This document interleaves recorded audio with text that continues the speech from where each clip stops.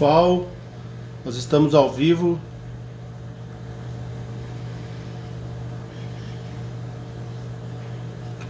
Hoje nós vamos falar um pouco de prova com o professor João Paulo. Vai ser muito bacana.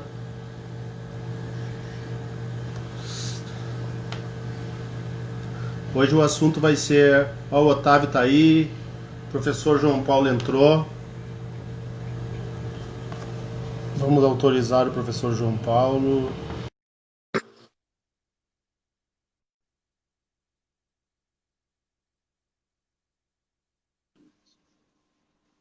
E aí, Professor tudo João, bom? tudo bem? Como é que estamos? Tudo bem. Deixa eu dar uma arrumada no fundo aqui, que às vezes o fundo tá meio bagunçado, né, professor Camila? Às vezes a gente tem que dar uma arrumada no fundo. Sim. E aí, Tinha tudo te certo? falado. Tudo bem. E contigo? Tudo tranquilo, tudo indo. Então hoje eu e o professor João Paulo vamos conversar um pouco sobre prova com o pessoal que está nos assistindo. Acho que o professor João Paulo nem precisava de apresentação, mas só para contextualizar, né? Acho importante fazer essa contextualização.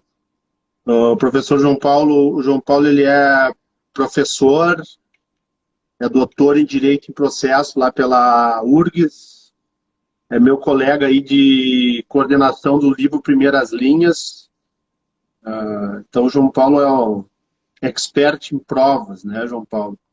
João Paulo, antes, assim, eu acho que antes de nós conversarmos, tu podia contextualizar a questão do como é que foi o teu, como é que é o teu desempenho acadêmico, como é que começou para o pessoal se incentivar e ver a importância, acho que, de estudar, e depois a gente vai trabalhando a questão da prova.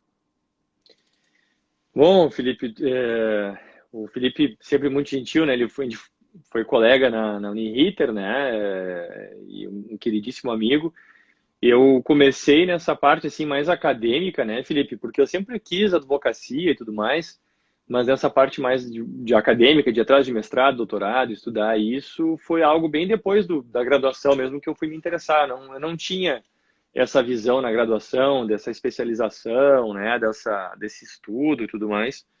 E eu vejo que e é meio engraçado, foi um pouco a própria advocacia que me levou para a academia, sabe? A necessidade do cara estudar, né? De ir atrás de um conteúdo mais profundo. Daqui a pouco tu começa a transitar num certo meio, né, Felipe? Que tu começa a ver o seguinte, poxa, o advogado ali, o cara tem tantos anos de atuação, outro cara tem mestrado, outro cara tem pós, e aquele cara tem segurança para atuar, né? E às vezes o cara é muito inseguro, o cara tem que buscar alguma coisa para ele se segurar, né, para ele desenvolver o conhecimento dele, para ele ter segurança para poder atuar profissionalmente, né? Então, eu fui muito atrás dessa questão acadêmica, porque eu também queria dar aula, mas também para melhorar enquanto advogado, entende? Enquanto profissional. Essa foi mais ou menos a batida. E a escolha de estudar a ideia de direito probatório, né, Felipe, foi por causa da atuação profissional, porque a gente sabe da relevância que a prova tem no processo. Tu acha, João Paulo, assim, já que nós estamos entrando no assunto da prova, tu acha que tem como alguém advogar hoje sem saber, sem ser um expert em matéria de prova, João Paulo?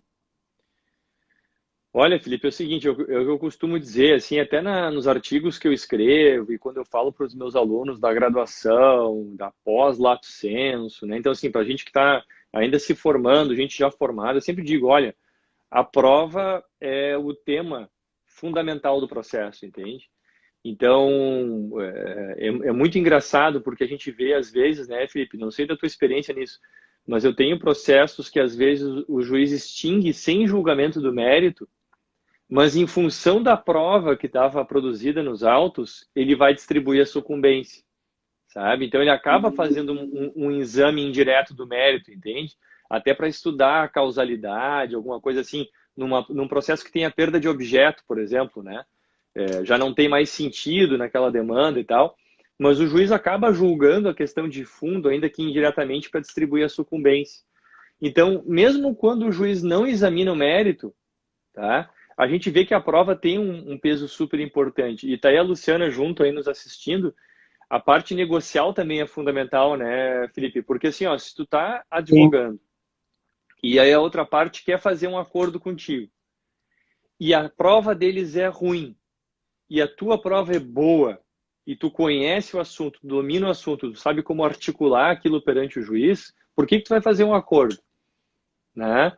Então, a questão probatória, ela envolve muito a ideia de estratégia processual, né? Então, se tu tem um domínio da questão probatória, tu consegue ser vitorioso no processo, conseguir fazer um acordo melhor e, inclusive, sabe quais demandas talvez nem deveriam ter sido ajuizadas, né? sim. Muitas vezes tu pode até tentar um acordo extrajudicial, se tu não tem uma prova tão forte para levar a juízo, mas tu pode ter outros elementos para trabalhar e outras questões para serem trazidas que talvez no judiciário não sejam tão importantes, mas no extra são importantes. E a gente pode aplicar técnicas negociais aí que a professora Luciana bem domina.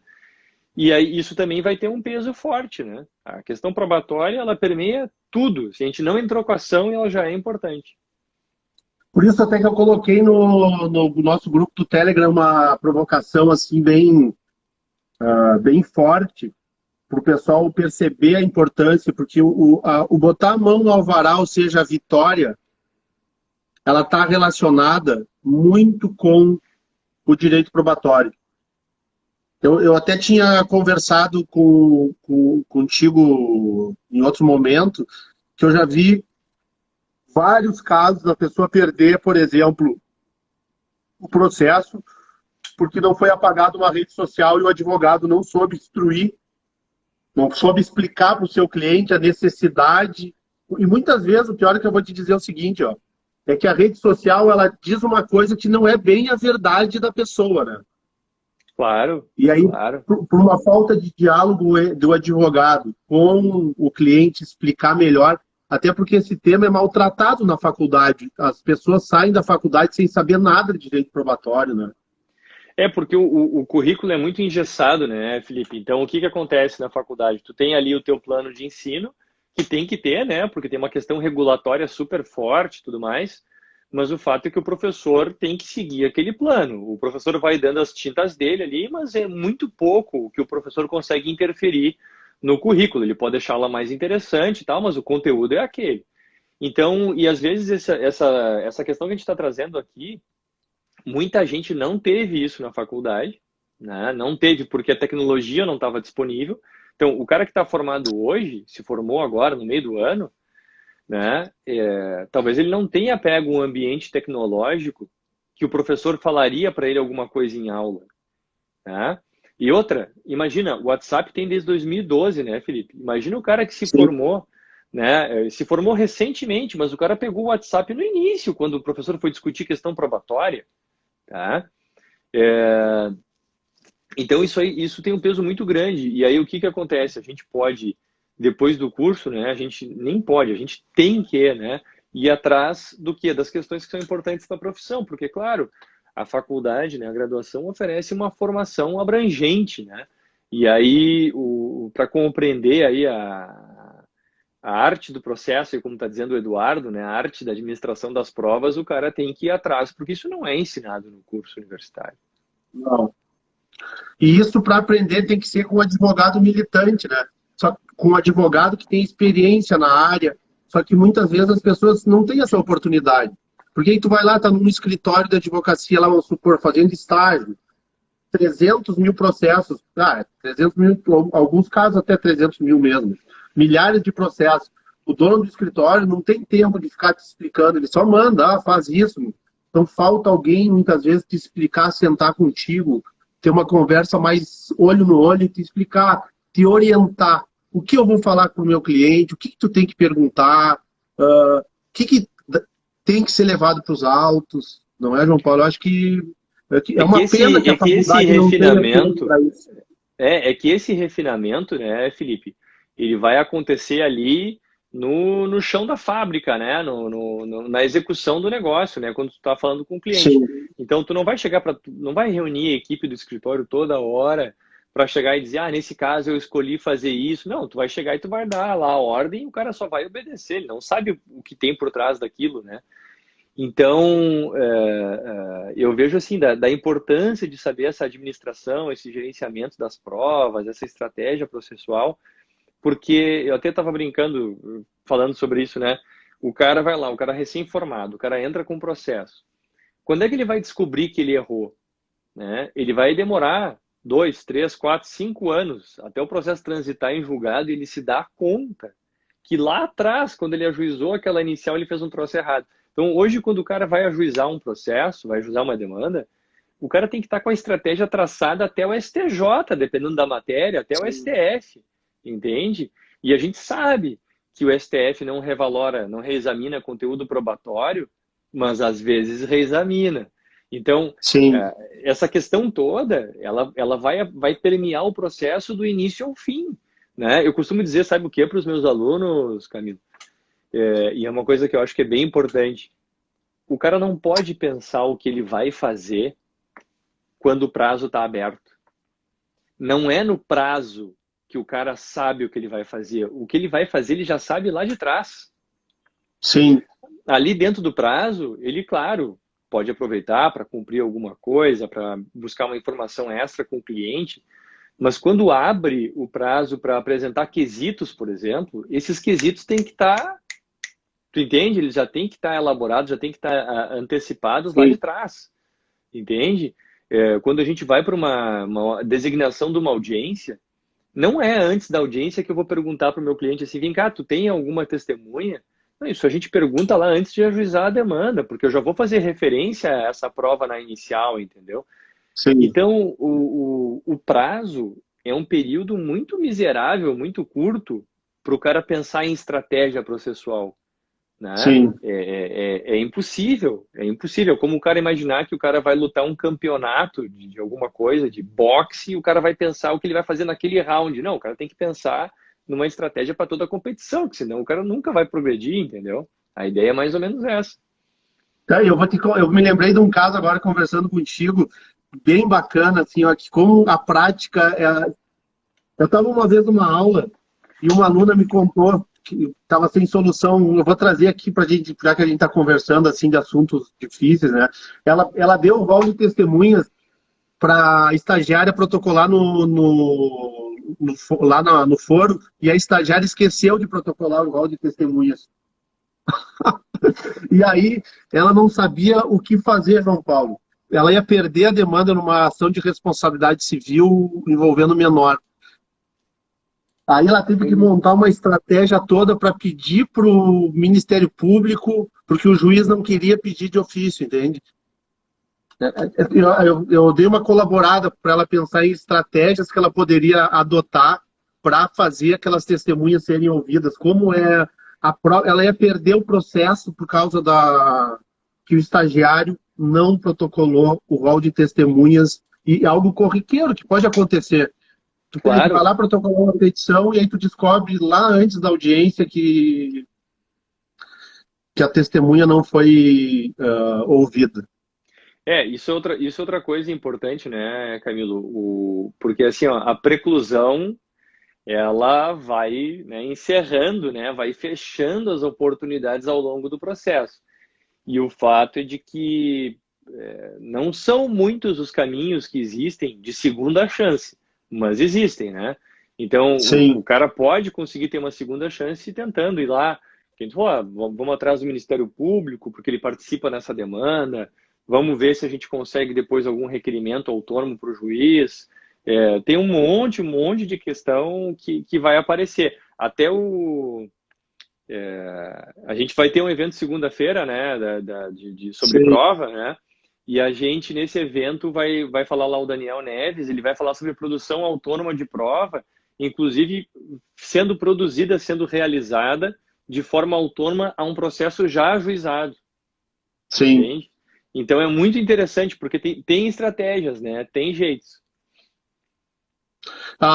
Entrou aqui antes a Lívia, que ganhou, foi a campeã, foi a sortuda do sorteio semana passada. Ela ganhou o livro, mandei para ela o livro hoje lá. Parabéns, Lívia, pessoalmente, assim. Muito legal. Demorou para sair um vencedor no sorteio, mas o pessoal A gente foi botando o número lá, até que uma hora saiu o número 22 era, hein, João? 22, até ela brincou que era dois patinhos na lagoa. Eu João Paulo, acompanhei ali o sorteio. A Luciana trouxe um negócio ali interessante, né? Enfim, são coisas que aparecem, né, na audiência, né? Ela disse que levou um número superior de testemunhas que estavam, independente de intimação, e dentre elas o amante da reclamante pediu depoimento pessoal e conseguiu confissão real. Então, são coisas que muitas vezes vão aparecer na própria audiência, né, Felipe?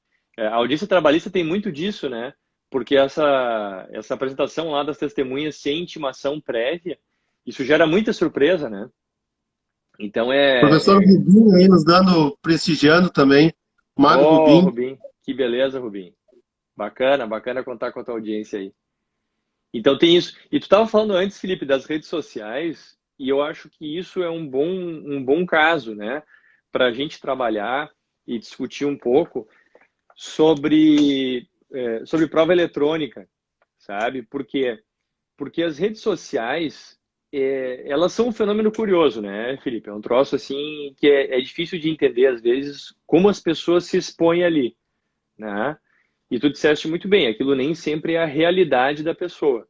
O cara não coloca lá as tragédias da vida dele ali, tô saindo da terapia, tô deprimido, tô não sei, o cara não coloca isso. A vida dele é só maravilhosa, de carro novo, viajando pro exterior, né? Na beira da praia, tomando drink, né? Tomando Negroni, que eu sei que o professor Felipe gosta bastante e tal.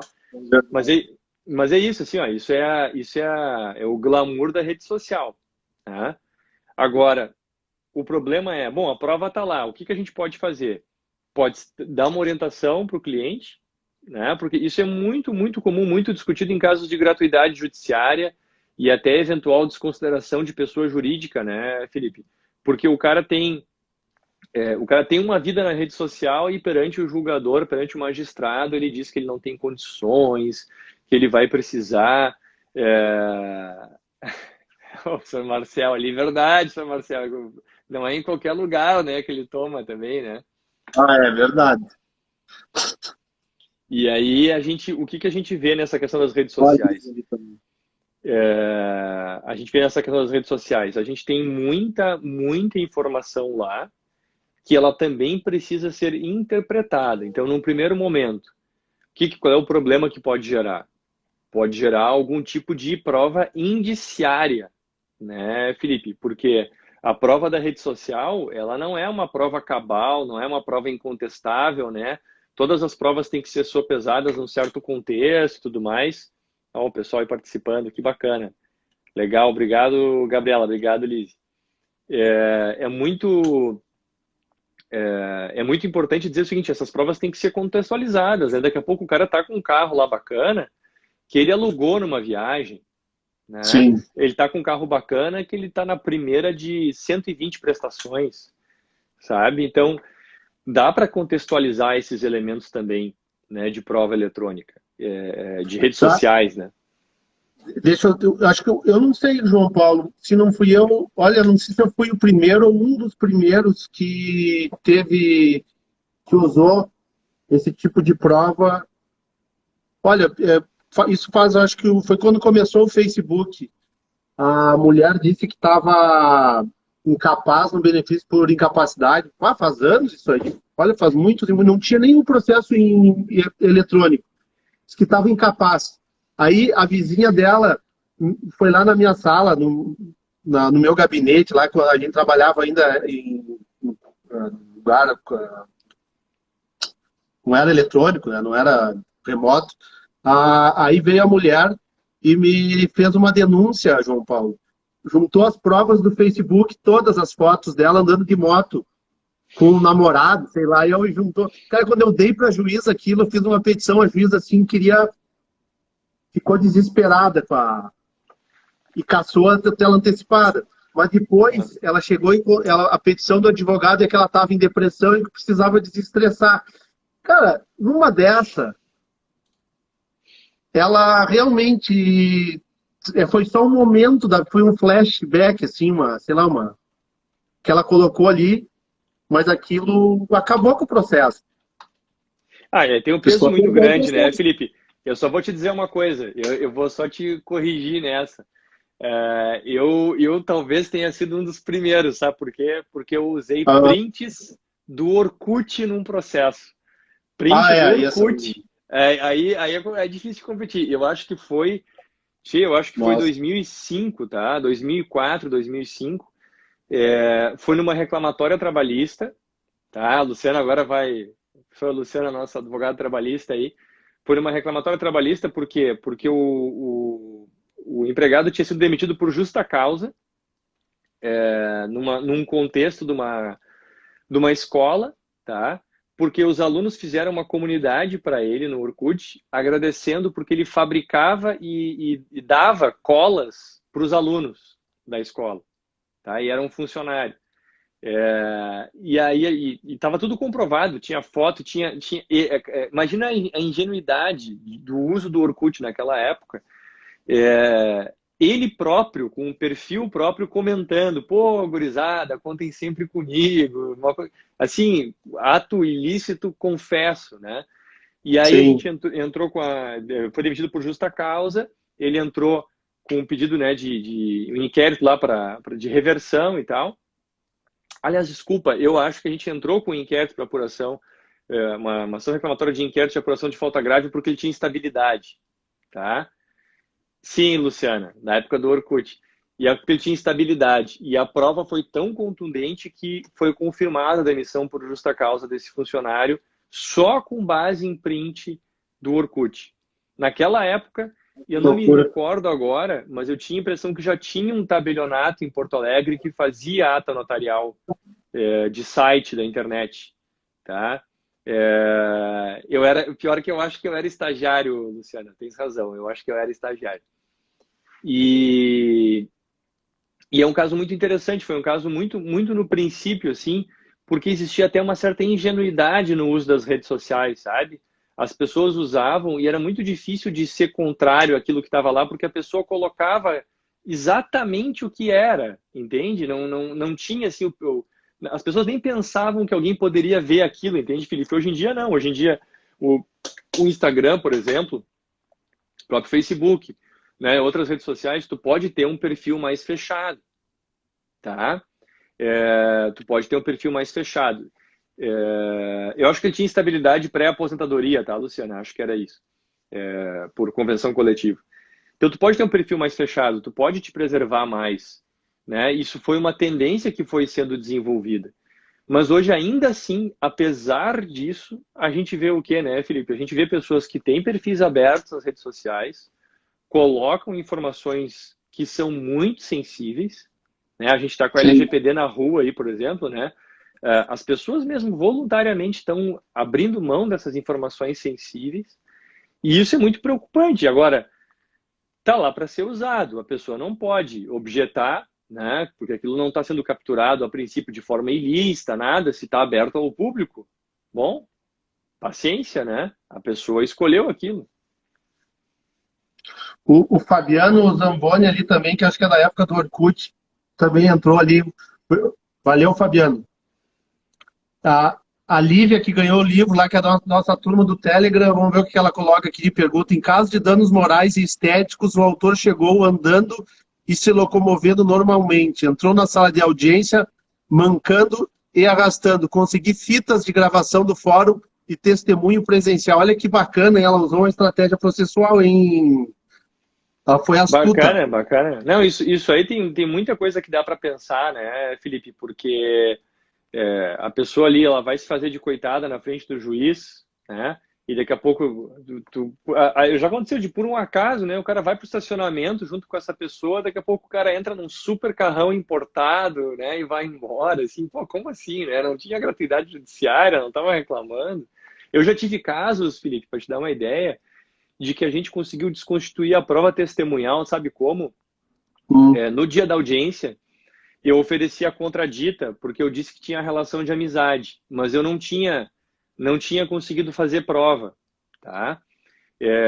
Só suscitei e aquela estratégia, né? Às vezes na contradita a gente apresenta um tema que a gente sabe, não disse que me disse, aquela coisa toda, mas a gente não tem a prova, né? O que pode ser um problema. Sim. E acabou que a pessoa não reconheceu, né? O depoente não reconheceu a existência lá da suspeição, e o juiz ouviu como testemunha, e depois eu fiquei monitorando as redes sociais era do autor da demanda, e na rede social dele, o depoente foi lá e para dizer assim, bah, cara, muito legal, foi muito bom te ver lá na audiência, que bom que eu pude te ajudar, não sei o que, não sei o que lá, vamos marcar aquele churrasco. Dando conta de que existia uma intimidade, dando conta de que existia uma relação de amizade, entende? Que acabou depois invalidando o depoimento dele. Então é muito importante, né, que a gente veja o antes, o durante e o depois, porque as redes sociais são dinâmicas, né, Felipe? Daqui a pouco, né, acontece uma coisa dessas. Sim. João, já que a gente está tratando, tu falou assim, en passant ali por cima, né, para fazer uma linguagem mais, tirar o juridiquês. Ah, a Lívia disse que a audiência foi puro direito acontecendo, mesmo advogando para o lado negro da força. Isso aí, Lívia. O João, a questão da prova do WhatsApp, o que tem que ser feito para levar a prova para dentro do processo? Assim, Felipe, o que acontece, tá? A questão da prova do WhatsApp, né, ela tem um viés muito sensível, eu diria, né? Porque o que acontece?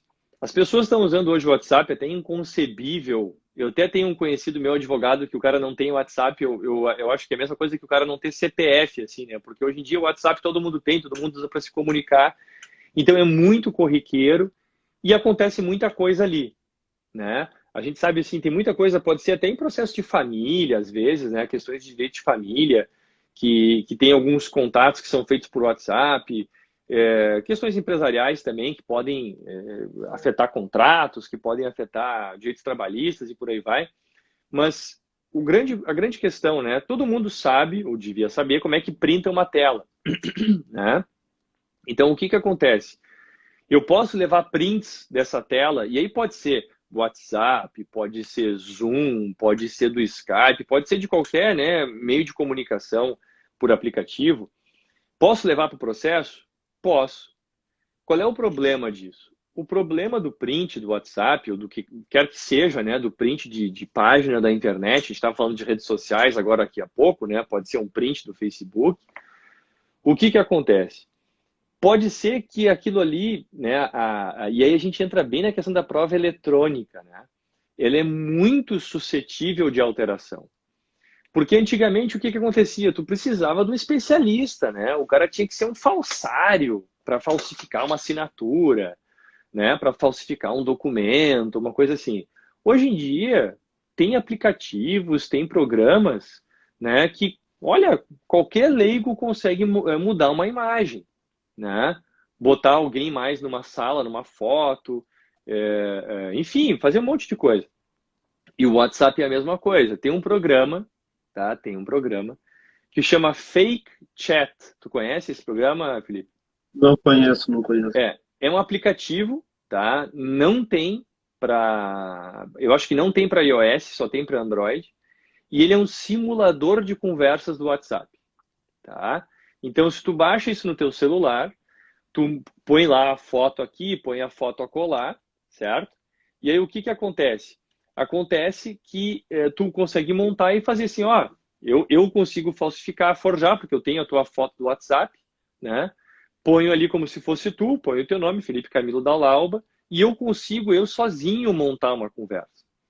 Vejam que a gente também poderia fazer isso, né? Eu tenho o teu telefone, eu poderia mudar o teu contato lá para Luciana Aranaldi, por exemplo.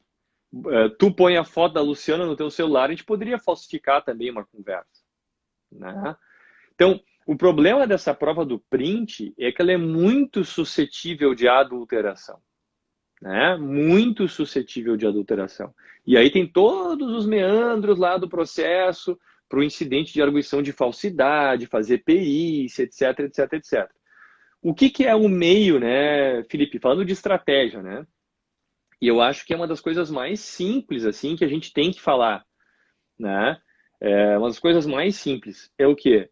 É fazer uma ata notarial, tá? lá do artigo 384 do CPC. O CPC 15 trouxe isso regulamentado, nem precisava, porque as pessoas já faziam ata notarial antes, né? Até os tabelionatos já anunciavam esse serviço, divulgavam esse serviço antes, mas ficou ainda mais clara a ideia de usar a ata notarial, né? Então, o que acontece? Se eu tenho a ata notarial, eu vou lá no tabelião, eu levo lá o meu telefone, né? E o tabelião dá fé pública de que ele abriu o meu WhatsApp, então não foi no fake chat, ele abriu o WhatsApp, né? E abriu lá e que ele vai registrar a conversa que os números tal e tal tiveram. Então não importa o nome que eu botei naquele contato, se eu botei lá Luciana, se eu botei Bruna, Marcel, Graziella, ele vai dizer que o número é aquele, tá? E aí ele vai atestar com fé pública o conteúdo daquela conversa. Isso tem um custo, né? Não é barato e tudo mais. Mas aí vai da questão da estratégia processual.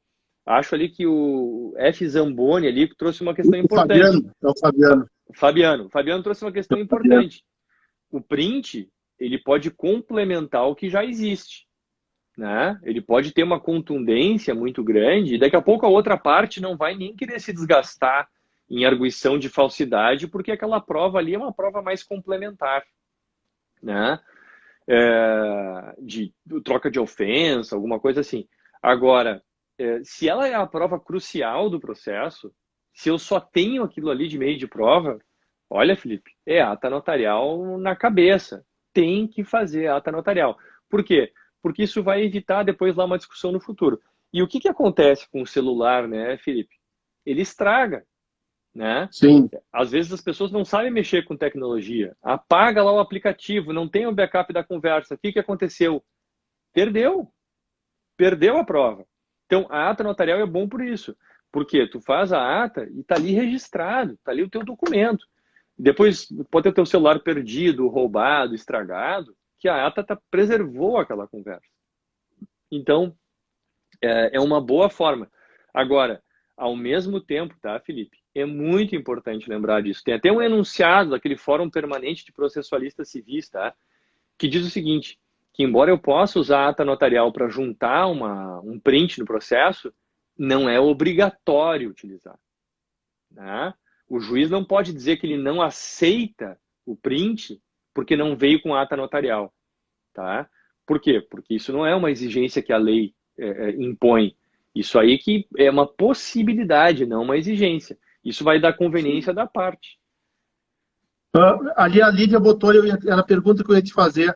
A ata notarial é só para as conversas do WhatsApp ou e-mail, print do Facebook? Tudo. Porque assim, ó, o que acontece? Vai lá, o cara faz uma postagem, por exemplo, no Facebook, né?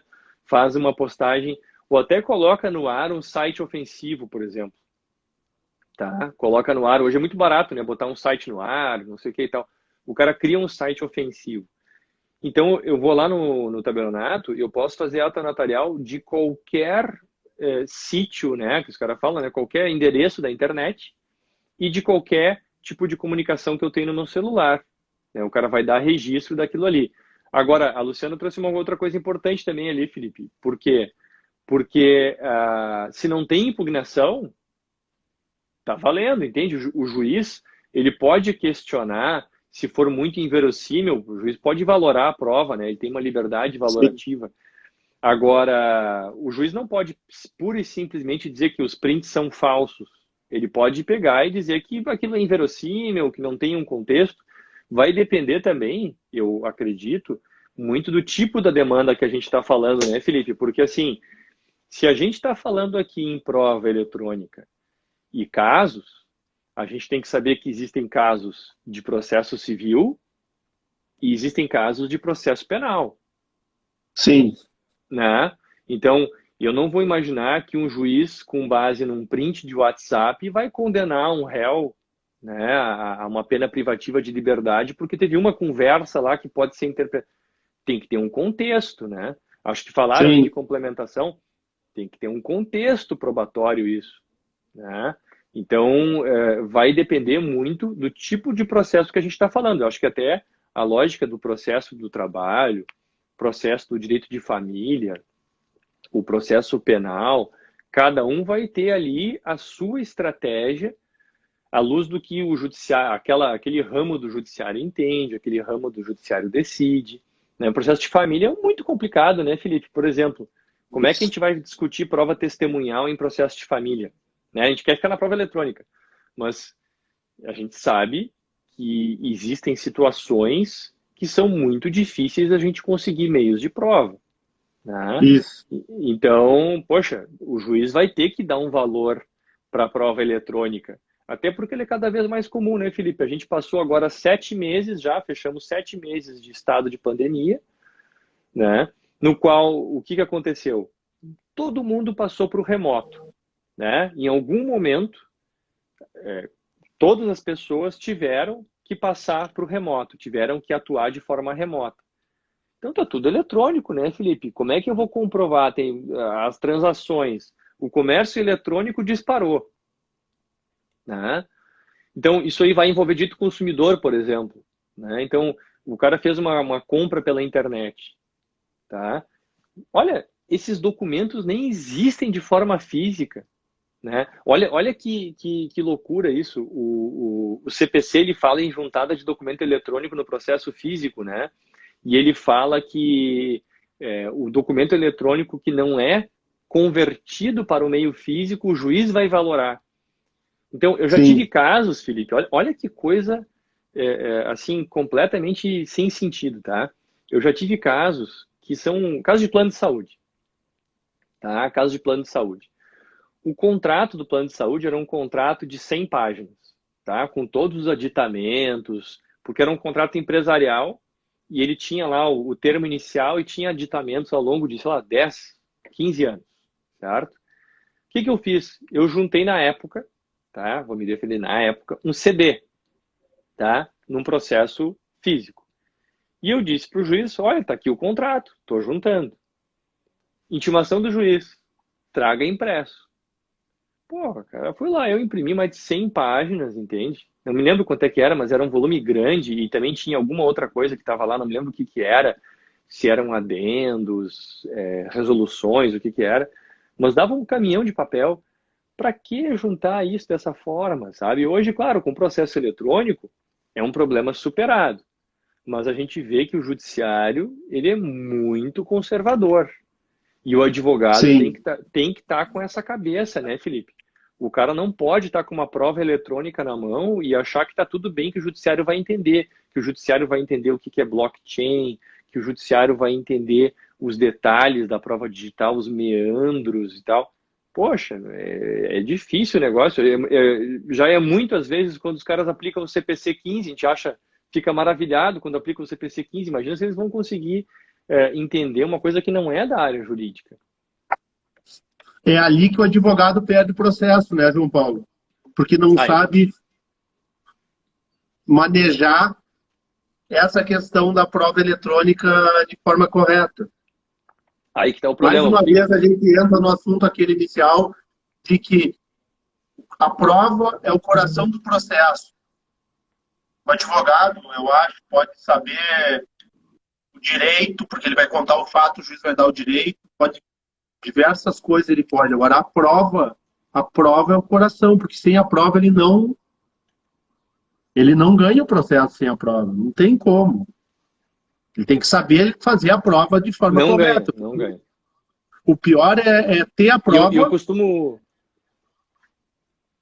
ter a prova e não levar para o processo de forma correta. Aí que fica pior ainda. Né? O que eu costumo dizer, assim, Felipe, assim, eu falo para os meus alunos, falo até para os meus clientes, né? Quem é que conhece o caso? Quem é que conhece os fatos? O cliente. Entendeu? Na perspectiva do advogado, quem é que domina os fatos do caso? Quem é que sabe tudo o que aconteceu? O cliente. Né? O cliente. Agora, quem é que sabe a melhor forma de contar aquilo para o juiz? É o advogado. Por quê? Porque vai ter um monte de informações ali que o cliente traz que são irrelevantes. Vai ter um monte de documentos que talvez também sejam irrelevantes. E aqueles... Imagina o seguinte, né? Eu costumo brincar. Às vezes o cliente vem, ele traz assim, ó, uma sacola de documentos. Até brinco que hoje em dia o pendrive pode ser até mais assustador do que a sacola, né? Porque a sacola, tu olha ali, tu já deve ter umas 300 páginas. O pendrive pode ter 5.000 e a gente não sabe. Mas o que que acontece? Aí tu imagina que o advogado vai fazer o seguinte: sou um advogado novo, tô com um pendrive, ó, aqui, ó, tô com um pendrive aqui que um cliente me deixou que tem 5.000 páginas de documentos. Vou juntar tudo no processo? O que que o juiz vai fazer? Ele vai ler? Não vai ler. Ele não vai examinar isso, né? Essas 5.000 páginas não vão ser lidas. E o juiz está errado em não ler? Talvez esteja, mas talvez o advogado esteja errado em juntar isso sem examinar antes, entendeu? Porque às vezes o que que o advogado faz errado na estratégia, Felipe? Ele pega e pensa assim, ó, o cliente me trouxe, eu vou juntar no processo. Porque daí qualquer coisa, depois eu digo para ele que foi culpa dele, que a prova foi ele que trouxe. Mas o intermediário entre o cliente e o juiz, quem é que tem a capacidade postulatória, né? Quem é que pode falar em juízo é o advogado. Então, Sim. o advogado precisa assumir o seu lugar, precisa assumir o seu protagonismo do que de fazer essa administração das provas, de saber o que tem que ser levado para o processo, do que não tem que ser levado para o processo. Então, imagina, o cliente chega para o advogado hoje e diz assim, não, doutor, pode ficar tranquilo que eu já salvei tudo em blockchain. Já está tudo registrado em blockchain. E o advogado olha para ele assim, como é que é? Block o quê? Está registrado no quê?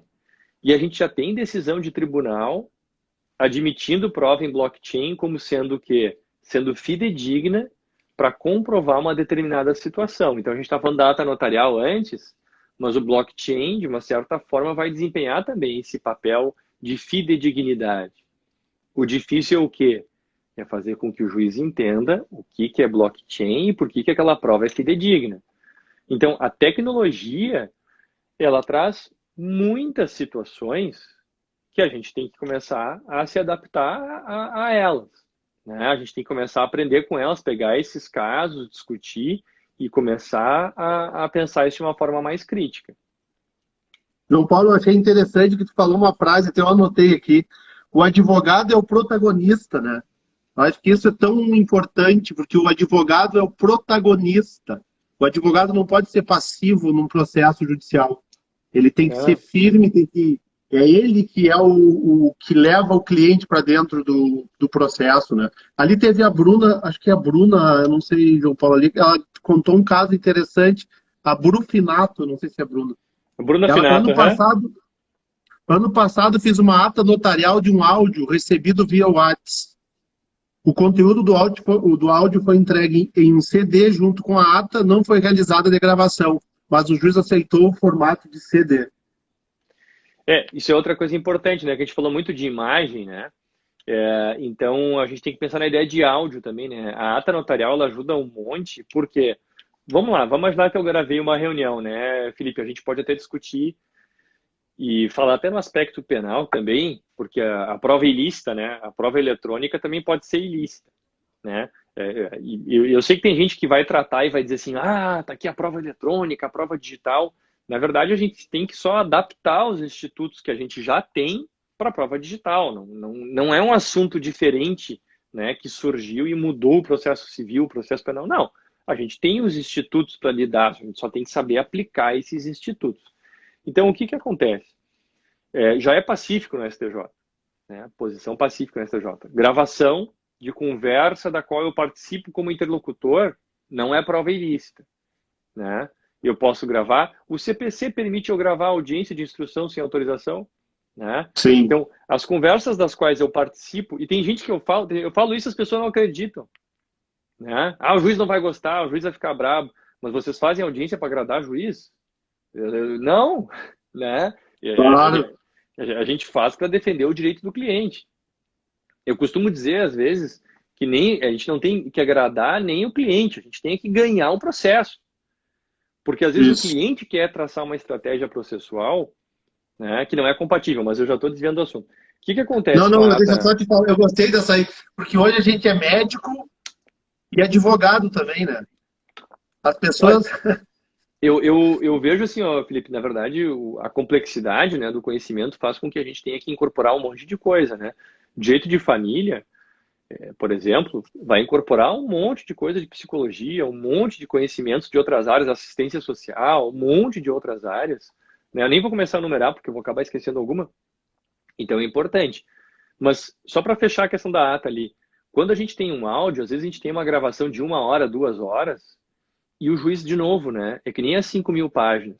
O juiz não vai ouvir 2 horas de áudio, né? Eu fui para uma audiência uma vez, era até uma audiência de JEC, tá? E a autora do processo trouxe no dia da audiência os CDs com gravações gravações não ambientais, né? Gravações de conversas que ela tinha participado. E eu disse, doutora, né, eu preciso de prazo para manifestação sobre essa prova, não sei qual é o contexto que ela foi produzida e tal, tal, tal. Não, doutora, eu vou permitir a produção. Deu assim, bom, então a senhora vai permitir a reprodução integral aqui na audiência? Vou, doutor, vou permitir. Daí ela meio que ficou assim, juíza leiga, né? Daí ela olhou para o advogado e disse assim, doutora, o que que tem aí de áudio? Ah, eu tenho mais de 3 horas de conversa. E já era tipo 8 horas da noite. Cara, não, né? Não vai Sim. acontecer. Então, por que que a ata notarial é importante? A ata notarial é importante nesse aspecto porque eu vou poder ter a degravação de toda a conversa, certo? E eu vou poder pinçar as partes que são importantes. E aí, estratégia. Aonde é que eu vou colocar isso? Eu vou deixar juntado lá solto? Não, eu vou colocar no meio da minha petição. Porque hoje, com a petição eletrônica, o processo eletrônico, o que que acontece? É uma coisa que a gente não fazia, né, Felipe? Tu tem lá um print de rede social, num processo físico, o que que tu fazia? Tu imprimiria isso colorido, porque o preto e branco fica horrível, não dá para ver direito e tal. Tu imprimiria isso colorido, às vezes até em papel de foto, né? E juntaria. Hoje, o que que tu faz? Tu coloca no meio da petição. Aliás, né, a própria autora mostra no seu Facebook que está em plenas, goza de boas condições de saúde, tal, tal, tal. Pum, tu mete a foto ali no meio. Tu não vai juntar depois. Depois tu pode juntar lá com endereço, não sei o que, não sei o que lá. Mas tu vai juntar ali no meio da tua petição. Tá? Até porque tu quer impactar o juiz. O juiz muitas vezes nem olha os documentos que foram juntados. Tá? Então isso é importante de se pensar também. Mas tu estava falando outra coisa, tu falou ali que era... Então, acho que era. Eu queria que tu falasse agora, João Paulo, a questão do seminário que vai ter na segunda-feira também. Porque no grupo, nosso grupo do Telegram, só para o pessoal que está nos assistindo, a gente tem cada semana um assunto. Essa semana é a semana da prova, que começou na segunda, agora tem o João Paulo, e depois nós vamos ter, durante a semana, vai ter sorteio de livro também. E na segunda-feira nós vamos ter um seminário muito legal que a gente está organizando. Eu queria que tu falasse um pouquinho dele, João Paulo, do seminário. Assim, ó, isso é um evento, Felipe, maravilhoso. A gente vai divulgar bastante ainda, mas é importante a gente falar. Quem está aqui nos acompanhando, não perca, tá? Segunda-feira, das 18 horas, essa próxima segunda agora, dia 26 de outubro, a gente organizou um congresso, né, um mini congresso. Vai ser eu, o Daniel Amorim Assunção Neves e o Danilo Knijnik, tá? 2 grandes processualistas e eu, né? Eu não vou ficar dizendo que eu sou um grande processualista, porque Tu é eu uma acho que autoridade eles... da prova, né, João Paulo? Por isso eu botei até no grupo, eu botei no grupo do Telegram. A gente tá com uma autoridade de prova tratando de prova aqui conosco. Eu acho que é uma das coisas mais importantes que a gente pode ter, assim, sem é ter dúvida, você ali no Telegram e ter você aqui perto de nós conversando, né? E tu vai agregar ainda mais 2 pessoas. Não, brincadeiras à parte, assim, ó, vai ser uma hora de luxo, tá? Uma hora, assim, de ouro, tá? Lá na segunda-feira sobre prova. Vai ser temas práticos em direito probatório. Eu, o Daniel Morim Assunção Neves, o Danilo Knijnik, falando sobre isso. E vai ser, assim, olha, fenomenal. Eu tenho a impressão, olha, o Danilo é um querido amigo meu, né? Foi meu orientador do mestrado e doutorado. Ele tem uma atuação muito relevante na área penal. Ele tem uma obra muito reconhecida na parte de direito probatório, é um dos primeiros caras aqui, começou a escrever sobre isso na virada dos 2000 e tal, tem o livro dele lá de 2007. O Daniel Morim Assunção Neves também, a tese dele da USP também foi sobre isso, ele vai falar sobre isso, produção autônoma de prova na segunda. Então, todo mundo convidado, porque, olha, vai ser 1 hora. E a ideia é assim, ó, Felipe, a gente na segunda falar sobre assuntos direto no ponto, entende? 20 minutos para cada um, 25 no máximo, estourando. A gente falar sobre um ponto que cada um acha relevante, atual, em dito probatório. Olha, isso você tem que saber. E a gente falar sobre isso e fomentar, né, que o pessoal aí consiga ir no evento, porque é uma coisa curta, né, Felipe? Pô, 1 horinha, final do dia ali, uma maravilha. Pessoal, e assim, ó, o link do evento eu vou pôr antes no Telegram. E a gente só vai ter as vagas do Telegram, não vai ser divulgado pelo YouTube.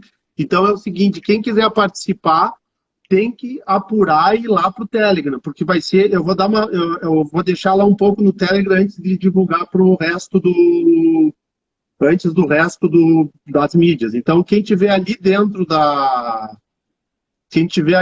do Telegram da Lotec vai ter prioridade. Assim, eu vou deixar um período ali só para nós e depois eu vou abrir para o resto da Não, comunidade. Então, é fundamental vamos isso, apurar. é fundamental. Porque vai esgotar as vagas. A gente vai fazer um número limitado de vagas, né, Felipe? Então, assim, ó, vai esgotar as vagas e é para um pessoal que queira realmente aprender e participar. E olha, vai ser 1 hora de luxo, de novo. Vai ser, olha, um baita evento sob prova. Bater você, o Danilo e o... Ai, assim, ó, até é muito legal porque é uma qualidade fora do comum, né? E as pessoas vão ter a oportunidade de ficar perto, porque ali no Zoom a gente fica perto e dá para fazer pergunta no chat. O Danilo é uma das pessoas mais requisitadas do Brasil, é o Danilo. Assim, Pô, ó, com certeza. Enquanto advogado, enquanto palestrante, olha, pode ter certeza que sim. E ele tem uma é atuação muito difícil. forte, vai ser muito bacana. Imagina, assim, ó, Felipe, eu tô empolgado em ouvir o cara falar, entende? Então, vamos lá. Sim. Não é e as pessoas vão poder estar perto do Danilo, assim, fazer pergunta para ele ali pelo chat, enfim, a gente vai ter uma certa proximidade que nos la creme de la creme. Eu acho que a Lotec tem essa qualidade, assim, conseguiu fazer isso e a gente fecha essa semana da prova bem com uma qualidade muito forte na outra segunda. Pessoal, então o nosso grupo do Telegram vai ter sorteio de livro também essa semana, viu? Não, vai ter sorteio de livro, o livro que é coordenado pelo João Paulo, das primeiras linhas, que ele escreve sobre prova. Nós vamos fazer um sorteio, como a gente já fez a semana passada, que foi a Lívia, que estava aqui, que é participante do nosso Telegram, estava aqui também nos prestigiando. Então, pessoal, se possível, o link E como é que faz para entrar no grupo do Telegram? Tá lá na bio, tá na bio da Lotec, tá o link. Ou manda um direct ali, a gente manda o link para a Lívia tá elogiando, obrigado. Então a gente debate, o grupo, sexta-feira, o Fabiano também participa bastante. Na sexta a gente abre para o debate e aí todo mundo traz as suas experiências e nós vamos lá criando as nossas soluções. João Paulo, eu não sei, tu dá acho que uma última, assim, a gente já está indo para a parte final. Acho que dá para fazer as considerações finais tuas. Olha, Felipe, eu queria agradecer muito pelo convite, tá? Sempre é um prazer participar aqui dos eventos da Lotec, porque são sempre muito aplicados, são sempre muito realistas, né? Então a gente sempre fala para um público que quer usar o que a gente está falando, né, Felipe? O que a gente fala aqui não é para ser uma coisa só minha, uma coisa só tua, é para ser realmente aplicado, discutido, compreendido. A gente quer trazer uma discussão muito atual, muito prática sobre esses temas que a gente se propõe a falar. Podem sempre contar comigo. E para mim é isso, sabe? Se eu pudesse fazer uma fala de fechamento, entender o seguinte, que o advogado, e isso a gente pode entender desde o momento em que a gente é bacharel em direito, tá, Felipe? Porque eu sempre comento, quanto mais cedo a gente tem uma clareza sobre o que a gente quer fazer na nossa vida depois profissional, melhor. Então, às vezes a gente fala advogado, mas a gente também está falando nos bacharéis, né? O bacharel Sim. que é formado, o graduando, tem que ter a clareza de que o advogado precisa ter um domínio do tema probatório, seja da prova eletrônica, seja da prova pericial, seja da prova testemunhal. Por quê? Porque isso vai ser importante para todo e qualquer processo. Para um processo extrajudicial, para um processo administrativo, para um processo judicial de fato, para uma negociação. Esses temas vão ser fundamentais e isso nem a maior parte desse conteúdo não é passada na graduação. O cara se forma, pega o canudo na mão. Hoje em dia, né, Felipe? Antigamente não era assim. O cara sai com a carteira da OAB na mão já da faculdade e é assim, ó, tô pronto. Não tá, né? É importante ter isso, essa humildade para ir atrás e complementar para poder ter uma boa atuação na área probatória. Então tá, pessoal, fica o convite para o Telegram, fica o convite para o nosso seminário de segunda-feira. Vou repetir, vai ficar primeiro no nosso grupo do Telegram e depois eu vou distribuir para as outras mídias. Quem quiser ter a segurança que vai participar, já que é só pelo Zoom, tem que entrar no Telegram. Quem não entrar aí vai ter que participar do sorteio do Brasil todo aí, porque vai ser uma luta, tenho certeza, porque são 3 pessoas assim fora da curva que vão prestigiar e vão fazer esse evento sobre prova durante 1 hora, que aí é curto e denso e a gente aproveita bastante. Pessoal, então boa noite a todos, bom final de tarde, bons estudos, tchau, tchau. Tchau, João, obrigado. Valeu. Até a próxima, obrigado. Até a próxima.